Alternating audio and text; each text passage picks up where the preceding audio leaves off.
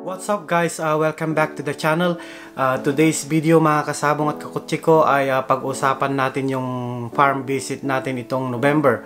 So malapit na, isang buwan na lang, andun na tayo guys. Mamimili tayo ng mga magandang materialis na pambreeding natin for next year. So November 15, nasa Oklahoma na tayo guys. So ito yung gusto kong i-update sa inyo guys, yung about sa shipping, kung magkano. So ang gagamitin natin na shipper ngayon ay si Daniel Broker. So ilalagay ko dito sa screen para ma-message nyo siya para makapag-inquire kayo.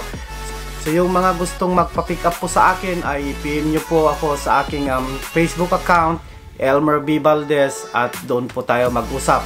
So ang pupuntahan natin na mga breeder ay si Fred Carter, Gary Gilliam, James Pilkington, Hatch Village, Elmer Game Farm, Sycamore. Tapos yung mga iba guys, hinihintay ko pa yung confirmation nila guys kung okay tayong pumunta sa farm nila at mamili ng mga breeding materials. So eto naman, yung mga nag-message sa akin kung magkano yung shipping fee. So ang shipping fee guys, ganito po. Pag sa airport ang pick up, $175. Pag dadalhin sa probinsya, $200. So yun po yung charge ni Daniel Broker. Bali ito pa yung may dadagdag ko sa shipping fee. Ito po yung breakdown. So pag nakapili po tayo ng manok doon sa breeder, automatic po ang babayaran natin doon is $100.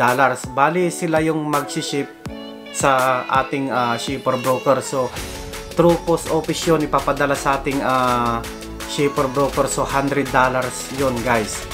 Tapos pagdating po sa pag na-receive na yung manok natin sa shipper broker natin, ito po yung charge ni Daniel Broker. So pag pick up nyo sa airport, $175. Pag deliver sa sa province, $200. Bali ang shipping po $100 plus kung gusto nyong i-pick up sa airport, $175. So $275 per head. Pag gusto nyo naman pa-deliver sa probinsya, $300. So ayun guys. So bali ang charge ko naman guys sa isang manok, $50 lang para may pangdagdag naman tayo sa gasolina, pang hotel, pang kain. So ayun guys. So dapat mga kasabong at kakutsi ko, wala naman akong pang shoulder sa mga manok nyo na i-pick up. Dapat po may padala yung pera bago ako pumunta para hindi tayo magka-problema sa mga gusto nyo i-pick up na manok.